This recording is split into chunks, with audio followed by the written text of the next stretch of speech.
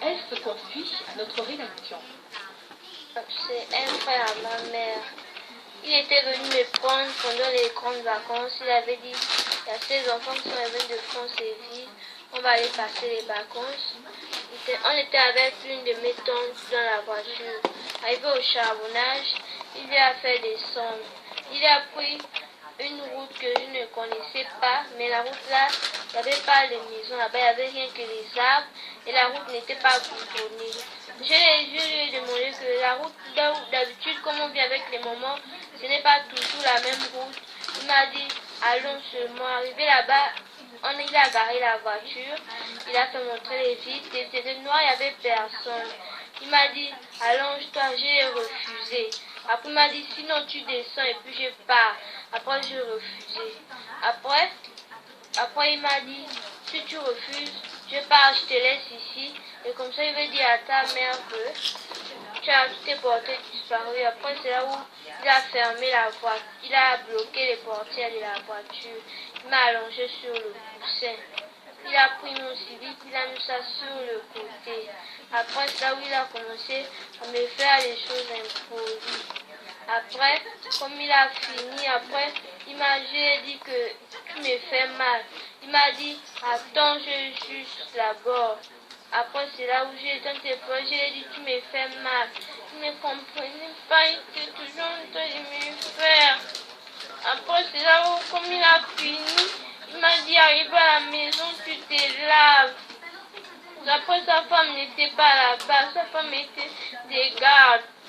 Arrivé, après, j'avais eu la fièvre. Et puis, j'avais aussi mal aux fesses. Après, je lui avais dit de partir me rendre. Il avait refusé. Il avait dit, j'attends la rentrée. Arrivé à la rentrée, il était venu me déposer. Après, chaque jour, comme il venait à la maison, il me parlait toujours mal. Il me menaçait. Maintenant, comme il venait à la maison, je ne restais plus à côté de lui. La mère de la jeune fille a porté plainte contre ce présumé violeur sans véritable suite.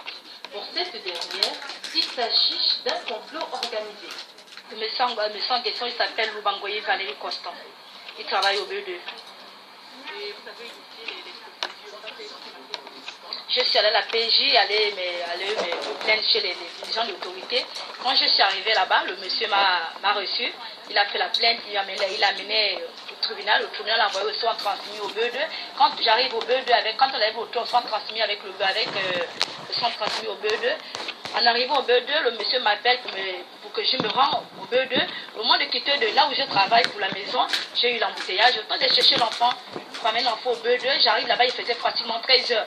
Le monsieur me dit, c'est de ta faute parce que tu es arrivé en retard. Je dis, mais monsieur, là où je travaille par rapport à là où je suis, c'est loin. Après, il me dit, bon, tu peux repartir, je reviens demain matin. Le lendemain matin, je suis revenu. Quand j'arrive, je dis, mais je suis là par rapport au problème de monsieur Lubangoye Valérie. Pour ce qu'il a fait à ma fille. Parce que je ne suis pas contente pour ce qu'il a fait à ma fille. Je n'ai pas fait ma fille pour que ma fille puisse être maman à cet âge. C'est pour ça que le monsieur me dit, en tout cas, il faut nous aider pour attraper le monsieur. J'ai dit au monsieur que je ne peux pas vous aider. Parce que je suis une femme, je n'ai pas des hommes, je ne suis qu'une femme. Je ne peux pas vous aider. Par contre, c'est votre travail. Il m'a dit, bon, en tout cas, on va voir ce qu'il faut faire. Je suis repartie. Lundi, nous sommes aujourd'hui, vendredi, jeudi, je suis allée avec mon grand frère. On arrive sur le monsieur, il n'a même pas le temps de nous laisser de s'asseoir. Il dit, c'est la première fois que je vous reçois dans mon bureau. En tout cas, le dossier était construit, on appelle ça, à la PJ. Je vais envoyer le dossier au tribunal et au tribunal va envoyer ça à la PJ parce que ce n'est pas notre affaire. On vous a demandé d'attraper le monsieur et vous ne voulez pas attraper le monsieur. Donc, ça, c'est plus notre affaire. C'est là où je viens vous voir. Parce que je suis fatiguée. Il y a la magouille derrière tout ça là parce que celui qui était au BE2 qui avait l'occasion de prendre le dossier sur les mains, c'était son grand-père. C'est le grand-père de M. Lubangoye Valérie. Et lui, il a pris le dossier. Pendant 3 mois, il a dormi sur le dossier. Aujourd'hui, ma fille en grossesse, elle est déjà ferme. Et après l'accouchement, quand on passe après le violeur, c'est après l'accouchement qu'il faut faire l'acte. Qu'est-ce qu'il faut faire? Le lien avec ce monsieur, c'est parce que c'est ma mère qui était à la mariage, c'est son grand-père. Donc nous, on a grandi tous ensemble. On est devenus comme des frères. Et lui, s'il avait ces gens d'hésiter, nous, on n'avait pas ces gens d'hésiter parce que je savais que lui pouvait faire ça à ma fille. Il ne devait pas envoyer ma fille chez lui. C'est une situation tout à fait pathétique et regrettable qui devrait amener les parents à plus de vigilance. Car, comme on le dit, la mort ne vient jamais de loin. Une histoire qui vous coupe le souffle, une histoire qui nous amène à nous poser un certain nombre de questions par rapport au comportement de pas mal de personnes désormais dans son monde et de manière particulière au Gabon. Comment cela a-t-il arrivé? Je suis fatigué, la réunion là, on va fatiguer là. Comment cela a-t-il pu se passer? Tu prends net, hein? Tu effaces, non? Ok. Bon, on va attendre, ok. Une histoire à vous couper le souffle. Un fait divers comme tous les autres. Une histoire qui aujourd'hui fait couler beaucoup d'encre et de salive. Parce que... Donc, on va pas drink. No, you're moving. It's you moving. Oh, Jesus. I don't know why you do that. Voilà. Donc, nous allons passer à des choses sérieuses parce que Ali Bongo XPD, moi le Tché africain, ce temps m'a tellement fait du mal au peuple gabonais et il faut aller jusqu'au bout avec Iboubou. Iboubou XPD, Ali Bongo XPD, qui tue immensement et qui fait souffrir le peuple gabonais. Le peuple gabonais mange-t-il à sa faim? Non. Sauf ceux qui baissent leurs pantalons. Les députés, oui, fameux députés. Comme ceux qui veulent aller aux législatives parce qu'ils aimeraient être les petites copines de Ali. Oui, pour baisser leurs pantalons, baisser leurs shorts ou baisser leurs culottes. Des enfoirés de merde qui profèrent des petits postes de députés par rapport à Bertrand Zibi qui souffre dans la cellule. Les enfoirés, oui, ce sont des enfoirés de merde. Oui.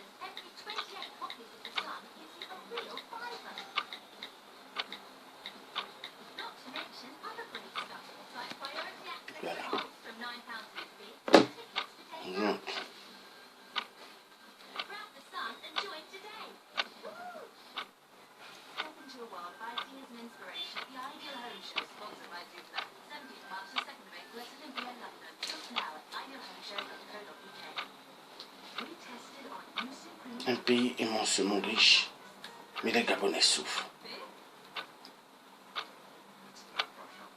Les Gabonais souffrent. Est-ce que c'est normal? Non, c'est pas normal.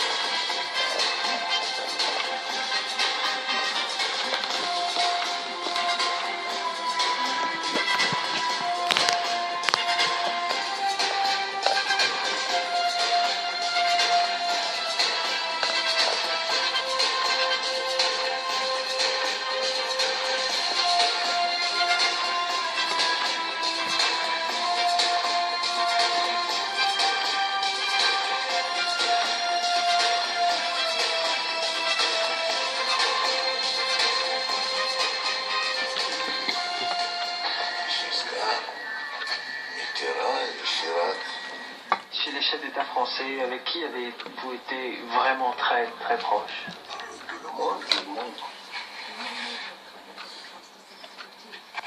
Votre ami, votre frère aujourd'hui, c'est qui? Tout le monde. Je dis que le président Omar Bongo a été généreux avec tous les horizons de la vie politique française, de gauche comme de droite. Bonsoir à tous. La France et le Gabon et la France, c'est une longue histoire commune. La France soutient la dynastie Bongo depuis le début des années 60 et les Bongo financent les partis politiques français. Ça s'est longtemps passé comme ça et tout le monde était très content.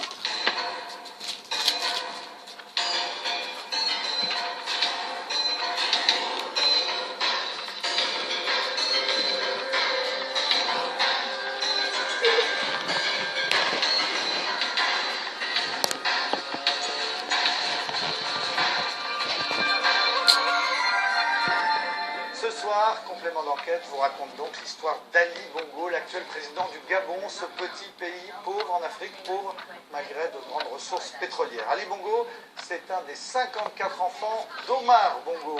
Il a été élevé dans les meilleures écoles françaises. Pour la petite histoire, il a obtenu son bac grâce à l'Élysée. Ensuite, il a surtout hérité du palais présidentiel de Libreville et d'une immense fortune. Mais en septembre dernier, sa toute dernière réélection, très douteuse, a provoqué des émeutes sanglantes. Dans les fauteuils rouges, on parlera de tout cela avec Robert Bourgi. Bonsoir. Bonsoir. Avocat de la France-Afrique, grand connaisseur de toutes les affaires africaines. On va en parler, mais on regarde d'abord ensemble ce reportage, le plan Bongo, une histoire française. C'est une enquête de Donatien Lemaître, Laurent Di, de Bangoumi Productions.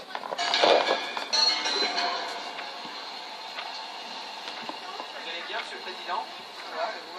En chemisette, décontracté. Il a l'air d'un vacancier. Voici pourtant l'un des plus puissants chefs d'État africains. Le plus français en tout cas. Ali Bongo, 58 ans, président du Gabon, un dictateur selon ses opposants. Petit tour dans Libreville, la capitale. C'est lui qui est au volant, mais il est bien entouré par la dizaine de voitures de sa garde rapprochée. J'ai un chauffeur que j'utilise pour les sorties très officielles. Les autres occasions, je conduis moi-même. Pour moi, c'est en même temps une détente que de conduire et j'ai un poste d'observation pour voir ce qui se passe et regarder. Une façon pour lui de voir son pays et son peuple loin de son palais. Ce matin, l'accueil dans les rues est chaleureux.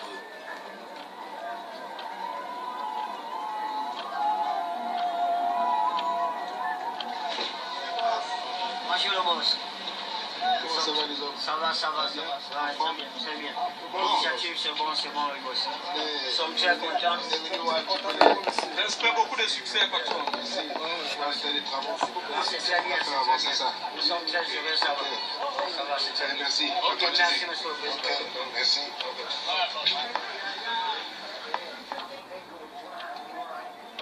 Le contact avec les populations, c'est un moment privilégié. C'est toujours très important de maintenir ce contact-là. Ici à Libreville, je n'ai pas de problème. Je me promène dans n'importe quel quartier. Il y a des endroits du pays où c'est plus compliqué? Non, pas du tout.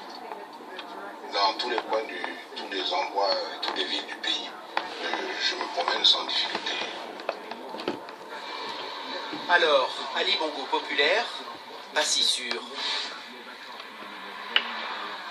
Lors de la dernière élection, Ali Bongo est accusé d'avoir volé la présidence en bourrant les urnes. Résultat, les émeutes les plus violentes qu'ait connues le pays. Une trentaine de morts.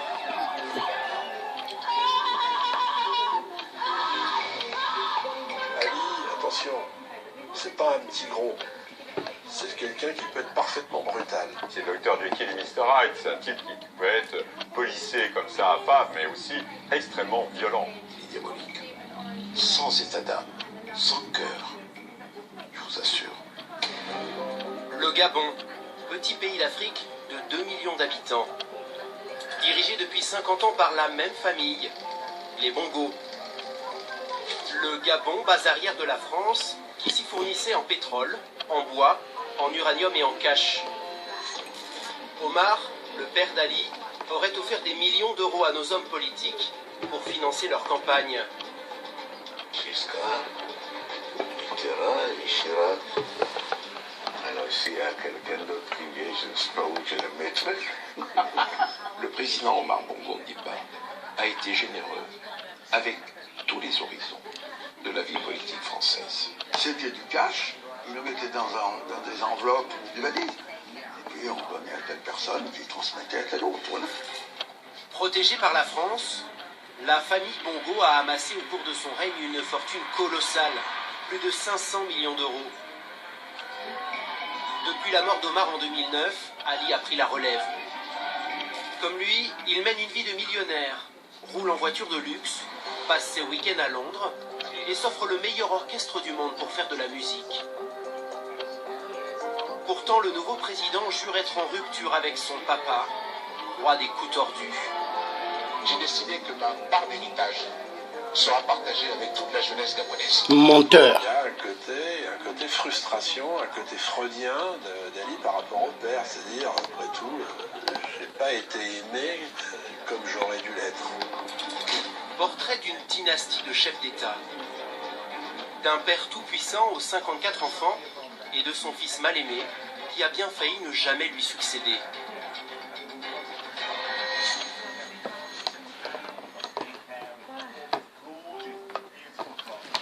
Louloute la panthère, un faux profil encore.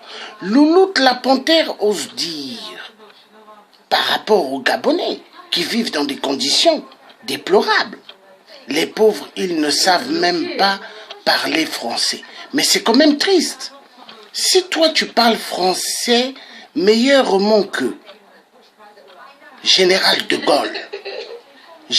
Gaulle, l'enfoiré de merde, qui a causé pas mal de tort dans toute l'Afrique. Pourquoi tu ne vas pas déposer une candidature pour travailler à l'Élysée devant Emmanuel Macron? Louloute la panthère, un faux profil encore. Tu vois, Louloute la panthère, moi le tiers africain, c'est mon vrai nom qui est là, Georges Passy. Mais toi, Louloute la panthère, voilà, des gens qui n'ont même pas honte, qui croient qu'en Afrique, les gens s'appellent Louloute la panthère. Il n'y a pas de Louloute la panthère en Afrique. En Afrique, il y a des noms bantous. Hein? Moi, je suis du Congo-Brazza. Le nom Passy, hein, c'est un nom bantou. Mais toi, Louloute la panthère, c'est pas un nom bantou. Non, c'est pas un nom bantou. Donc, arrête de venir jouer à ta comédie ici. Parce que nous, on se bat pour pouvoir écraser la dictature d'un voleur biafra nigérien, Ali Bongo XPD, l'enfoiré de merde. Hein? Exactement comme 8% Sassou Nguesso au Congo-Brazza, ainsi que Kabila, l'enfoiré de merde, Hippolyte Kalambe, un Rwandais Tutsi, qui tue immensement en RDC au Congo pour les pillages des minerais. Le Gabon est un pays immensement riche. Aucun Gabonais de ce nom, aucune Gabonaise de ce nom devrait connaître ce qu'on appelle l'enfer de la souffrance. Donc, s'il te plaît, le tiers a besoin de la vérité. Et la vérité triomphera. Donc, si tu es envoyé par Ali, dis à Ali que les Gabonais avec la détermination et les pana-africanistes qui sont déterminés, nous allons faire la peau à Ali un jour. Peu importe le temps que ça prendra.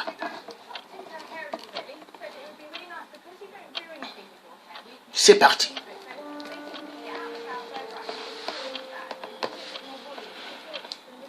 Il nous a fallu plusieurs mois de négociations pour approcher Ali Bongo. Il a finalement accepté de nous parler de lui. À Libreville, dans son palais. Impossible de rater ce bâtiment aux reflets dorés sur le front de mer. Il est gigantesque. Excusez-moi encore. Louloute la panthère, arrête de m'attaquer, je suis dans le combat avec tout le monde. Et je suis à Angers et tout le monde me connaît. D'accord, Louloute la panthère, d'accord. Tout le monde te connaît, donc bienvenue dans le monde du combat de la résistance. D'accord. Tu es avec nous, donc Louloute la panthère. Même si ce n'est pas ton vrai nom, tu as mis un nom pour ta protection. Parce que pas mal des combattants, pas mal des combattantes, il y en a qui affichent leur nom et il y en a qui ne veulent pas afficher leur nom. Dans la résistance, il y a des résistants qui mettent leur vrai nom, il y en a qui ne mettent pas leur vrai nom. D'accord, il n'y a pas de problème. Je suis avec toi. D'accord, et de ton avis. D'accord. Je suis avec toi, il n'y a pas de problème. On est ensemble, Louloute la panthère, on est ensemble. On est ensemble. Vive la libération du Gabon, vive la libération de toute l'Afrique. C'est parti. Presque 10 fois plus grand que l'Élysée. On est ensemble, Louloute la panthère, on est ensemble. On est ensemble. Un projet pharaonique. Ce palais somptueux, est-ce que ce ne sont pas des dépenses exagérées, même si votre pays est riche? Un chef d'État, c'est pas quelqu'un qui va dormir à même le sol ou à la même la belle étoile. Il faut un palais. Aujourd'hui, les temps ont changé. Cette bâtisse luxueuse gêne le fils Bongo. Interdiction de filmer l'intérieur du palais du président, tout en marbre et dorure. Ces quelques images ont été tournées discrètement.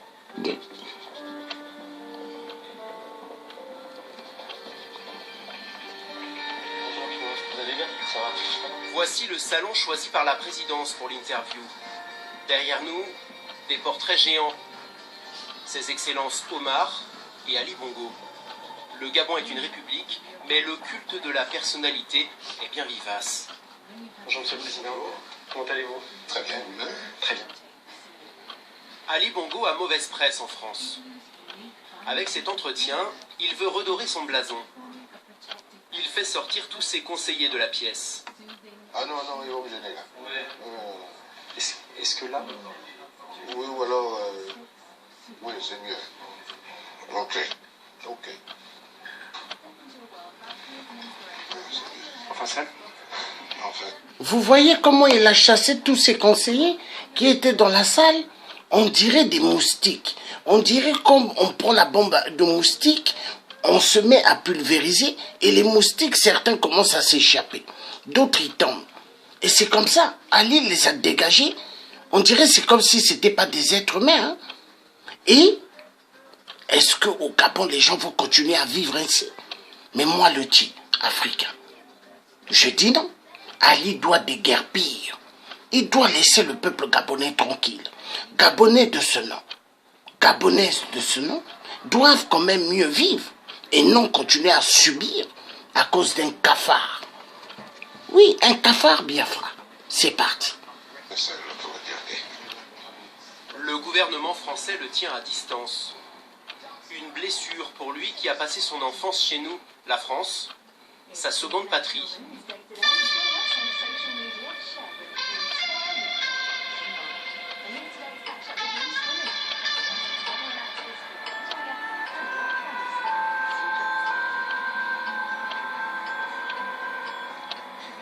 Alès, petite ville minière perdue dans les Cévennes. C'est ici qu'Ali Bongo débarque à 6 ans.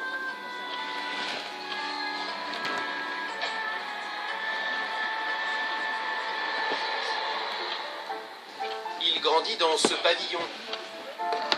Pendant 4 ans, il va mener une vie modeste, élevée par une ex-missionnaire protestante, Odette Perret. Voici 2 anciens camarades d'Ali Bongo, Didier et Patrick. En primaire, ils étaient en classe avec un futur chef d'État. Donc Didier et Patrick furent les petites copines d'Ali. Ah, Didier et Patrick. Moi j'ai repris mon cartable. C'est bien. Toujours bien élevé. Allez, interrelation écrite. Voilà. Et vos documents.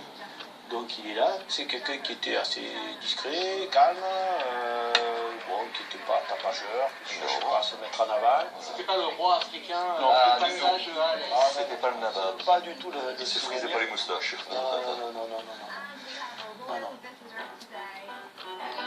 Un petit Africain perdu au milieu des Français. Envoyé à Alès par son père pour être protégé après une tentative de coup d'État. Car papa est numéro 2 du régime gabonais.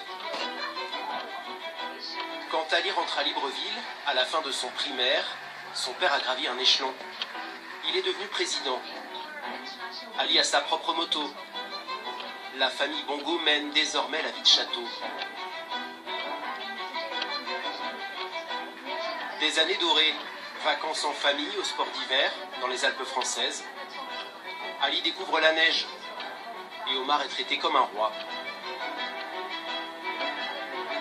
Une personne pour lui enlever ses chaussures de ski, puis 2, puis 3. Ali, lui, vit désormais bien loin d'Alès, entouré de domestiques, dans un bel appartement, avenue Foch à Paris.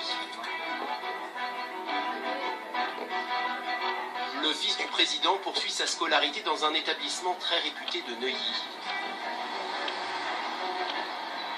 C'est donc ici, à l'institution Sainte-Croix de Neuilly, que j'ai été en classe quelques années avec Ali Bongo.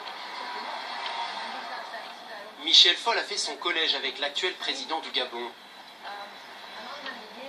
Le matin, on pouvait admirer une belle voiture noire arriver avec Bongo et ses gardes du corps. Et en classe alors, que donnait l'élève Bongo? Disons qu'il était un élève moyen, il n'était pas nul, mais il n'était pas exceptionnel non plus. Hein. Donc il était, je dirais, très moyen. Voilà. Dans l'ensemble, j'avoue que j'étais pas un élève très motivé. Et les camarades de classe qui disaient que vous étiez un peu bavard aussi en classe. Oh, ils s'exagèrent. Je n'étais pas si bavard que cela, simplement que j'ai bu un petit peu plus vite et donc ma voix était un peu plus grave, donc on me repérait rapidement. Ali Bongo est un élève médiocre. Au lycée, ses mauvais résultats deviennent inacceptables pour son père, se souvient son professeur d'anglais de l'époque. Lorsque les notes laissaient à désirer, il était convoqué à Libreville et il partait entre deux avions recevoir une administration de son père. Et je l'ai vu revenir un lundi matin, les traits tirés, les yeux fatigués, et il avait fait l'aller-retour pendant le week-end pour se faire enguirlander par le président. Son père est fou de rage, qu'importe. Ali Bongo n'aime ni les études ni la politique. Il n'a qu'un rêve en tête, devenir chanteur. Sa passion, le funk.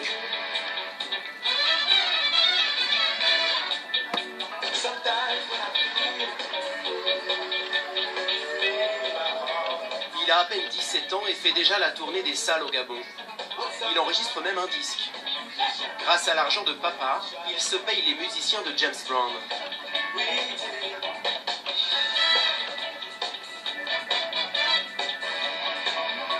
À l'époque, il s'appelle encore Alain. Il changera de prénom après sa conversion à l'islam.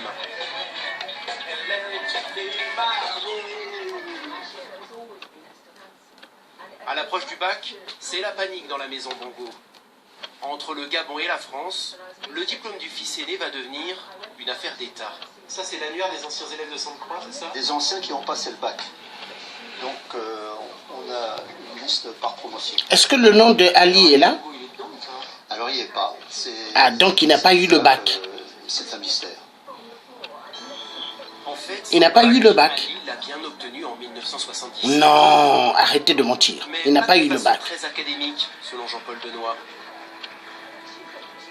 À cette époque, ce haut fonctionnaire français, Ça, c'est moi quand j'étais directeur de cabinet au ministère de la Coopération. était en coulisses l'homme qui réglait les problèmes d'Omar Bongo à Paris. Il affirme avoir fait jouer ses relations au plus haut niveau pour qu'Ali, le fils, ne soit pas recalé. En fait, j'arrive pas à comprendre si Ali Bongo avait foiré son bac ou pas. Si, il avait foiré en partie. Si, il avait foiré. Est-ce que Omar Bongo vous a passé un coup de téléphone? Je l'ai eu au téléphone à ce sujet, oui, tout à fait. Et une fois qu'il vous a alerté de ses craintes, qu'est-ce que vous avez fait? J'ai fait savoir à qui de droit que ces craintes existaient et que la nécessaire indulgence jugerait. Et qui de droit c'était? René Journiac, responsable des affaires africaines de l'Élysée, de l'époque. Donc auprès de l'Élysée, auprès de Valéry Giscard d'Estaing, non, j'imagine? Journiac était le collaborateur de Giscard d'Estaing, bien évidemment. Bien évidemment. Un coup de baguette magique. Donc vous voyez, c'est la même stratégie. Toujours la France-Afrique. Valéry Giscard d'Estaing, téléphoné par le père Bongo, Omar Bongo, pour demander à ce que Ali puisse obtenir le bac. Mais pendant ce temps, Ali, le plus grand idiot en classe, il ne sait rien. Parce que Ali veut être quelqu'un juste pour faire danser les gens dans les clubs. Les clubs de 666. Oui, boîte de nuit, là où ce que Satan se trouve. Ali veut être un funk boys. Et Ali, il ne sait pas vraiment bien travailler en classe.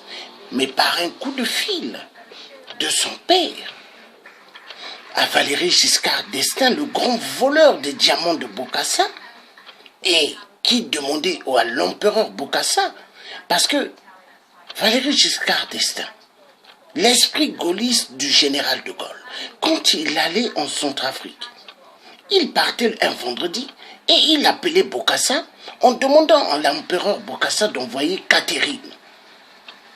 Et Bokassa, vu, il aimait appeler Valéry Giscard d'Estaing, l'enfoiré de merde, par papa.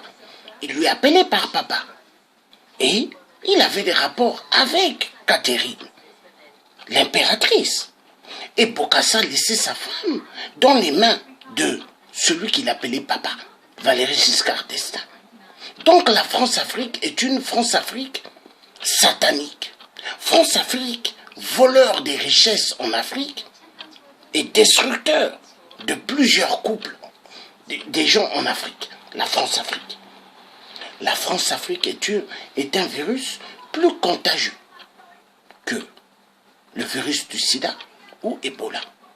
Donc nous allons continuer dans le reportage de l'enfoiré de merde, Ali Bongo XPD.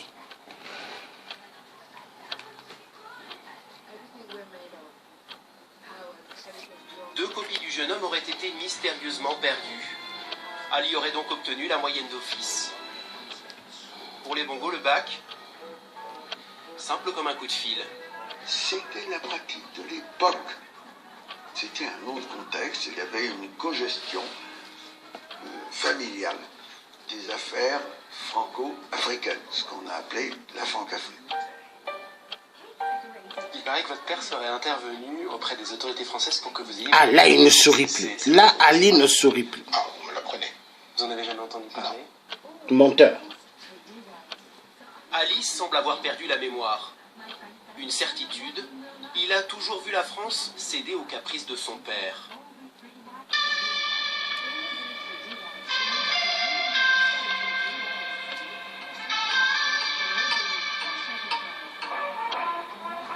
Le nouveau président de la République gabonaise séjourne en France depuis mardi.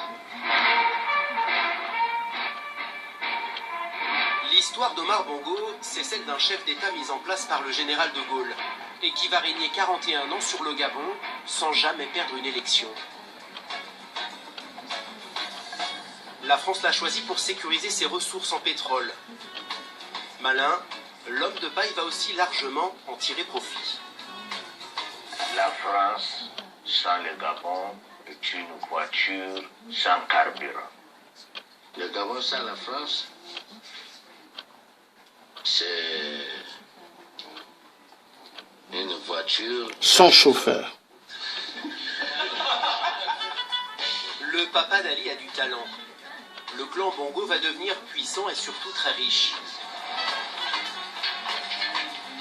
Grâce à un deal incroyable, signé avec la France et son groupe pétrolier, Elf.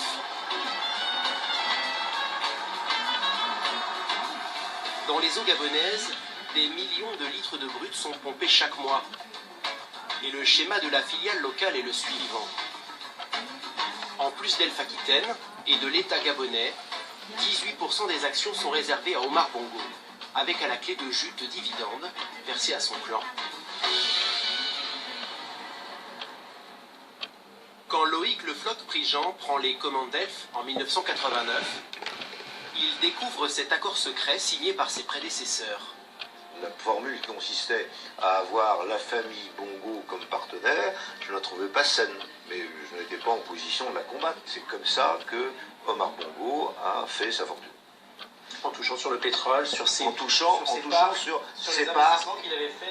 parts dans le Gabon. Il s'est mis dans la tête de ce qu'était un roi d'Arabie Saoudite ou un émir d'Abu Dhabi. Mais les patrons d'Elf seraient allés encore plus loin, en acceptant de verser au président du Gabon de gigantesques bonus. Nous avons mis la main sur un document confidentiel, adressé à Philippe Jaffré, le successeur de Loïc Le Floch-Prigent.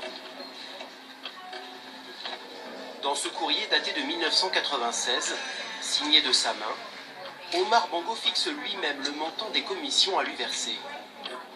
Il appelle ça ses frais commerciaux. 10 millions de dollars par trimestre. Pourquoi l'État français, propriétaire d'Elf, a-t-il laissé le président gabonais s'enrichir grassement? La clé de l'énigme se trouve peut-être au palais de Libreville, sur les murs du bureau d'Omar Bongo.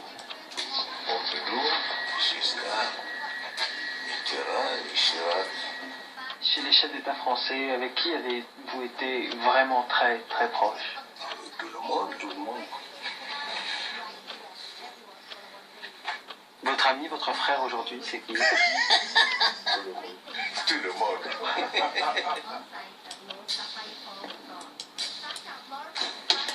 Omar Bongo a toujours été un amoureux de la vie politique française. Il la connaît par cœur. Il est même suspecté de l'avoir financée.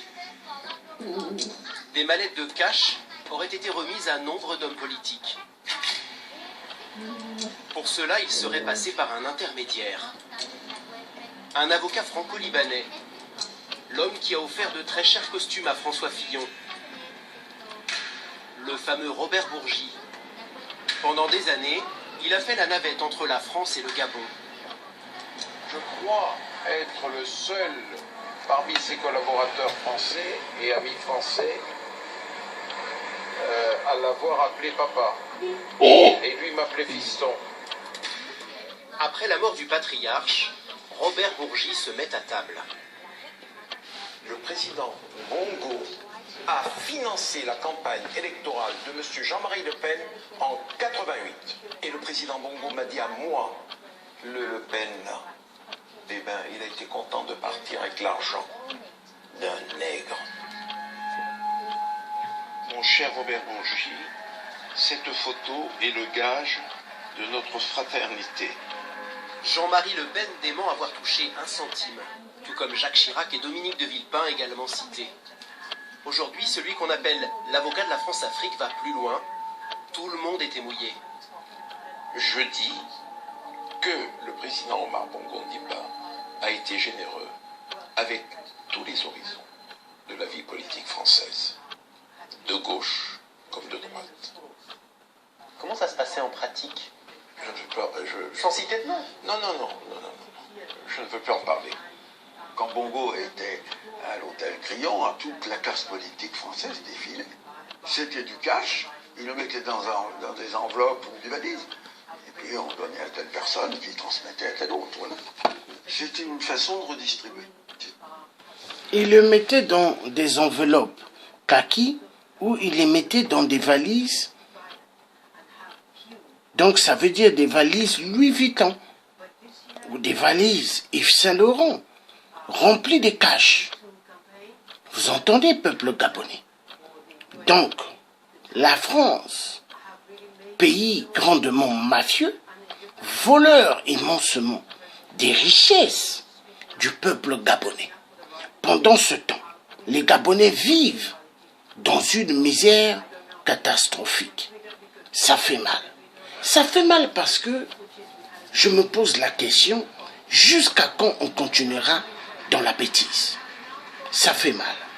Oui, ça fait mal. Ça fait mal parce que c'est pas normal. C'est pas normal. C'est pas normal de faire souffrir les peuples gabonais.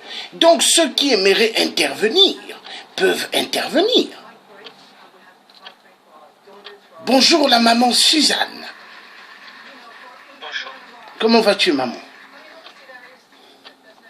Un peu. Qu'est-ce que tu as à dire? J'ai dit un peu. Ah d'accord. Tu as quelque chose à dire par rapport à ce que le clan Bongo font au Gabon? Tu sais que il y a beaucoup de choses à dire, donc je ne sais pas exactement ce que tu étais en train de dire pour ne pas aller dans tous les sens. Ah d'accord. Donc, parce que j'ai la vidéo en cours, donc du coup, comme je suis en train de vouloir faire une autre vidéo par rapport à la journée de la femme, ah d'accord. J'ai trouvé la tienne, je me suis dit je vais voir un peu. Voilà, donc c'est à toi de me dire un peu le thème, ton thème. Voilà, comme ça, je vais te donner mon avis. Ah d'accord maman. Bon, au fait, ici c'est Ali Bongo XPD. L'héritage de la France à Afrique est égal l'Élysée. Parce que au fait, tous les détournements que le clan Bongo sont en train de faire au Gabon, c'est par rapport à l'Élysée, au profit de l'Élysée. Tu as la parole, maman. Bon, de toutes les façons, moi je n'ai pas grand-chose à dire, tu as déjà tout dit. Tout ce qu'ils produisent, c'est pour leur maître.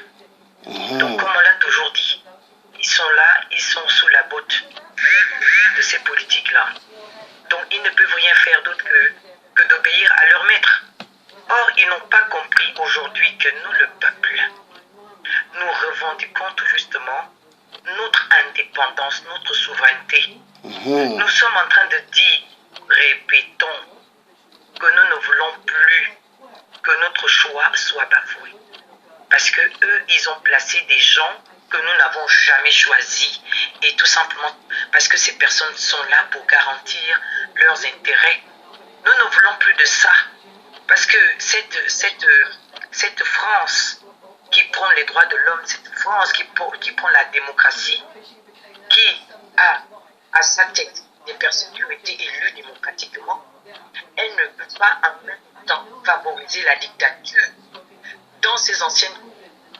Nous avons fait récemment la marche. C'est vrai, c'est pas la première marche, on peut peut-être faire plusieurs marches de dénonciation de la mainmise de la France, de l'Élysée, sur notre choix, politiquement parlant. Donc, ce qui est sûr, nous ne voulons plus de ça. Nous voulons que notre choix soit respecté. Quand on va aux urnes, c'est celui que nous avons choisi qui doit gouverner notre pays. Et nos pays, pour l'instant, ce ne sont même pas des États de droit. Pour moi, ce sont des monarchies. Pour moi, ils ont juste camouflé la dictature en prenant, en nous parlant d'indépendance, en nous parlant de démocratie. Ce n'est pas vrai, ça n'existe pas. Nous, les femmes, on a compris ça, qu'on se batte. Il faut qu'on se batte. Oui. Il faut que nos peuples se battent, qu'on se lève sérieusement, qu'on recommence à faire des manifestations panafricaines, je dis bien panafricaines, pour exiger la libération de nos États. Oui. Parce qu'aujourd'hui, l'Afrique centrale, la démocratie est en train de bouillonner là-bas. La démocratie est en train de bouillonner là-bas.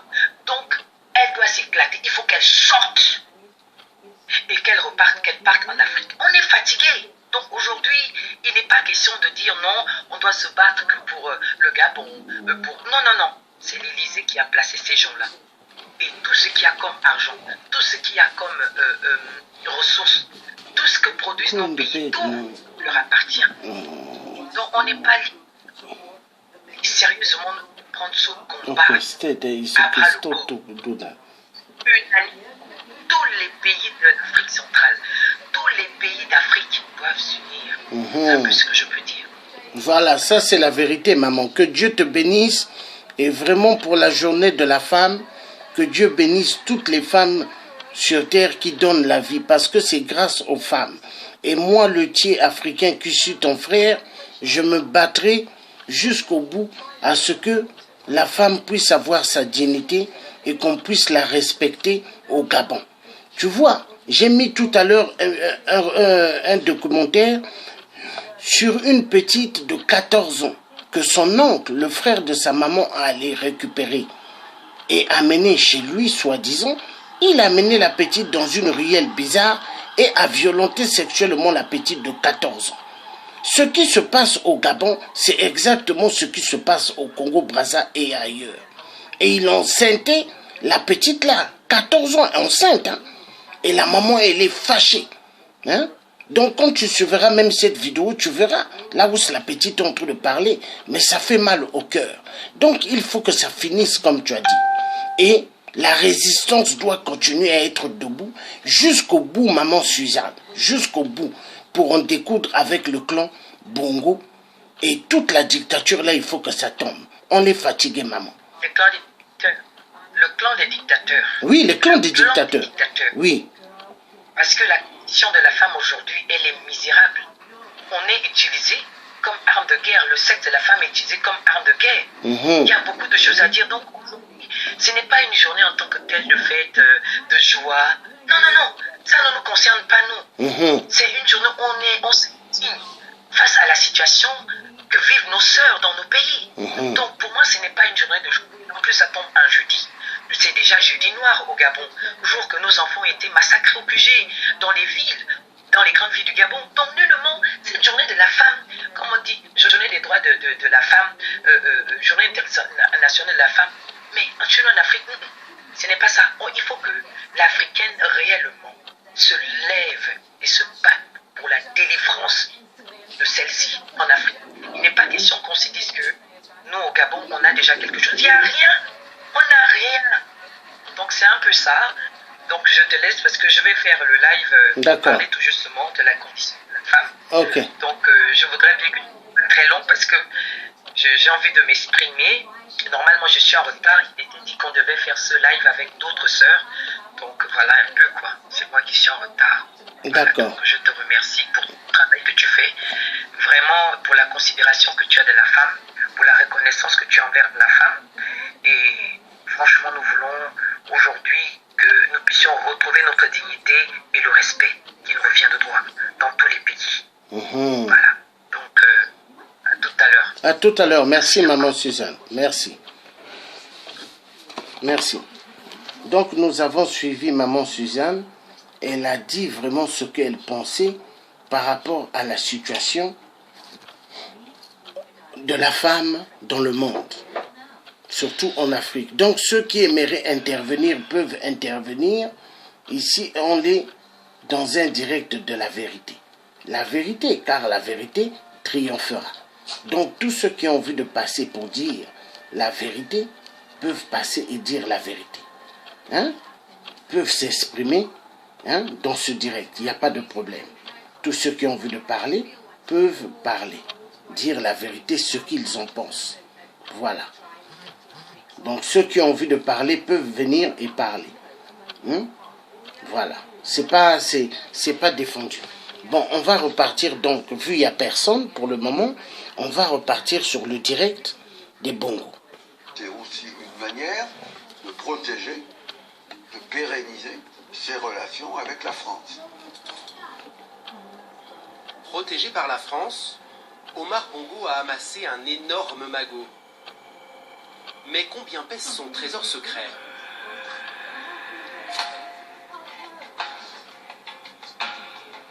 Le journaliste de Mediapart, Fabrice Arfi, a été le premier à s'intéresser à la question. À la mort d'Omar Bongo, il a eu une idée simple. Décortiquer les documents du notaire de famille. Ce qu'il découvre est hallucinant.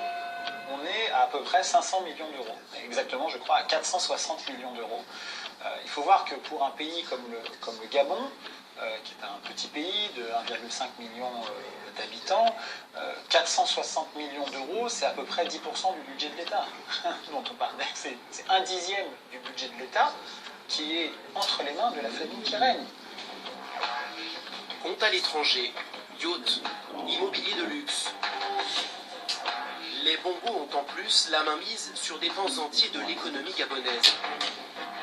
On parle de banques et des assurances, du secteur industriel, le bâtiment, les travaux publics, Radio Nostalgie Afrique aussi, la radio, le secteur aérien. S'ajoute aussi un patrimoine immobilier conséquent, chez nous, en France. Le lanceur d'alerte Jean Merkert a recensé les biens possédés par le clan Bongo à Paris.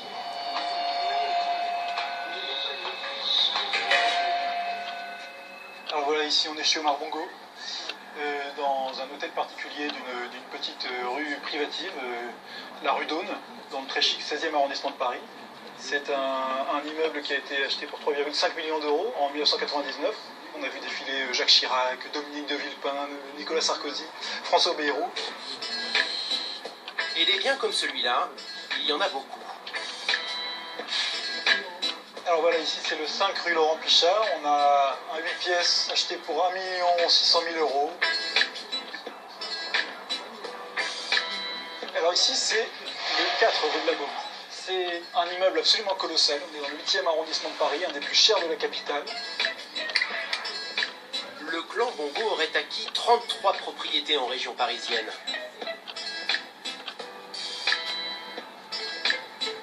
Et 11 autres sur la Côte d'Azur. Il y en aurait pour 47 millions d'euros. La justice française a ouvert une enquête pour détournement de fonds publics. C'est l'affaire des biens mal acquis. Depuis que les juges s'intéressent à sa famille, Ali Bongo semble bouder Paris. Il investit désormais à Londres, dans le quartier huppé de Mayfair.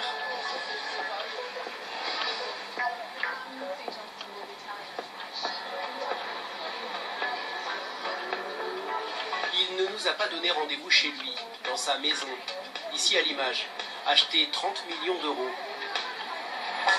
mais à une adresse mythique.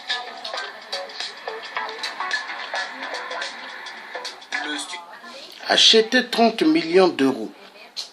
Tout cet immeuble qu'on a montré, ça lui appartient, mais le peuple souffre. Le peuple n'a rien.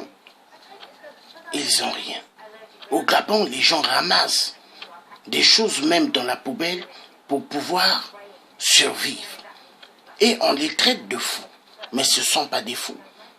Ce sont des gens qui ont tellement faim. Donc, nous allons continuer un peu cette vidéo. Après, je vais montrer là où les gens fouillent les poubelles au Gabon. Et après, on va clôturer. Merci. Studio Abbey Road, celui des Beatles.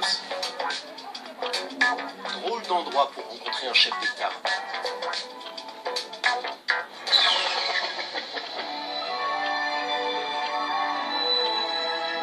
Ce matin-là, Ali Bongo ne dirige pas son pays mais un orchestre.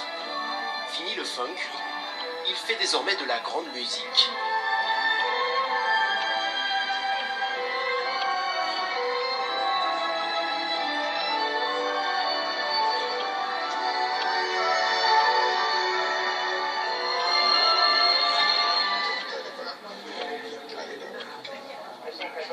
Musicien, président de la République, c'est compatible? Oui. Comme j'ai un petit peu quand même de temps libre, donc à ce moment-là, effectivement, je me consacre à la composition.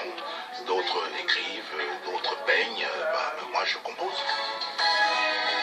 Pour son prochain album, Ali Bongo ne s'est pas contenté de louer le meilleur studio anglais.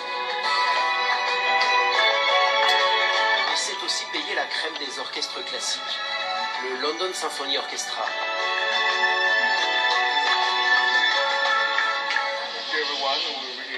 Really appreciated this session. This last number is based on the fusion of different rhythm in our country, Gabon. We really wanted to put all that together, with you and Ghana. So thank you again. Au total de cette journée avec 75 musiciens, plus de 35 000 euros. Pas sûr que les ventes de son disque lui remboursent ses frais. Qu'importe, le président est un esthète. Il a une autre passion, elle aussi coûteuse.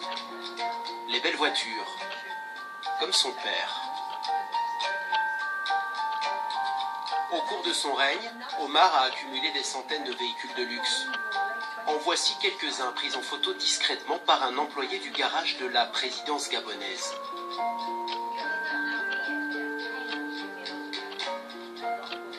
À peine élu, Ali en fait acheter 29 de plus.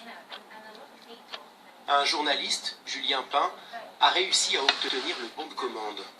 Sur ce contrat d'achat de véhicules, on pouvait voir qu'il y avait des véhicules tous de grand luxe, de marques différentes, des Maybach, des BMW, des Rolls-Royce, les plus chers des Mercedes, et donc des véhicules qui pouvaient monter comme cette Maybach à 496 000 euros. Et au total, on arrive à presque 15 millions d'euros pour 29 voitures. Ali est dépensier. Heureusement, Sylvia, sa femme d'origine française, donne de son temps pour défendre la cause des plus démunis. Elle a créé la fondation Sylvia Bongo. Sur ces images, elle se met en scène au contact des Gabonais. Ça leur fait plaisir. Et moi donc, ça donne envie de revenir. De revenir et une bonne énergie. Mais l'autre passion de Sylvia Bongo est le shopping. Place Vendôme. Tracfin, l'organisme de lutte contre le blanchiment d'argent, a mis sous surveillance la carte bleue de la première dame. En un an, Sylvia Bongo a dépensé 1 million d'euros à Paris, dont 132 000 euros chez le joaillier Van Cleef et 144 000 euros chez Hermès. Ce train de vie délirant finit par faire du bruit. Donc, mon frère, si tu as quelque chose à dire par rapport à ce long documentaire, cette émission que je fais par rapport à la dictature de Ali Bongo XPD, le plus grand voleur. Donc, si tu as quelque chose à dire, mon frère Guy, qu'est-ce que tu peux dire? Je te donne la parole. Allô, Guy?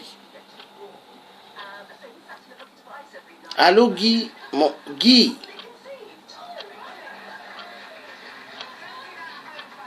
Guy, si tu es là, si tu veux prendre la parole.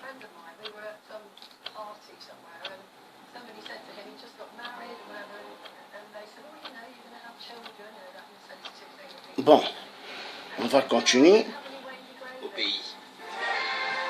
Alors en 2015, Ali Bongo va surprendre tout le monde avec un beau cadeau.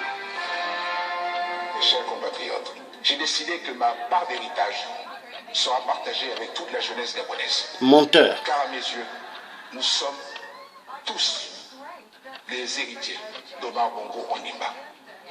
Cela veut concrètement dire que tous les revenus tirés de ma part d'héritage qui me revient seront versés à une fondation pour la jeunesse et l'éducation. 2 ans plus tard, Ali Bongo a cédé un terrain pour construire une école de musique, un palais pour le transformer en université. Mais sa fameuse fondation, nous l'avons cherchée dans tout Libreville. Il n'y a rien. Monsieur le Président, où est-elle donc cachée? Je suis dans la philosophie qui consiste à dire que ce qu'une main fait, l'autre l'ignore. Donc, je n'ai pas besoin de faire la publicité pour toutes les actions que je mène. On a cherché un petit peu, on ne trouve pas de site officiel, on se pose plein de questions. Est-ce que vous pourriez nous transmettre des documents pour bien comprendre ce Ah non, non, officiellement, il n'est pas encore créé. Officiellement, il n'est pas encore créé. Et il ne va jamais créer. Alors, vous avez déjà transféré combien d'argent? Je trouve c'est un peu délicat la question que vous me posez là, parce que moi j'ai déjà transféré un certain nombre de biens dont je dispose. Le reste sera mis dans le cadre de cette fondation-là. Mais vous allez vraiment le faire? Bien, vous savez, ces questions de succession, ça prend beaucoup de temps. Donc ce n'est pas moi qui fixe ce calendrier-là. Nous n'avons pas encore totalement clôturé. Une Voilà. succession compliquée. Donc, surtout avec... On va passer à autre chose. Donc, avant de clôturer, comme j'ai dit, bon, Ali est un grand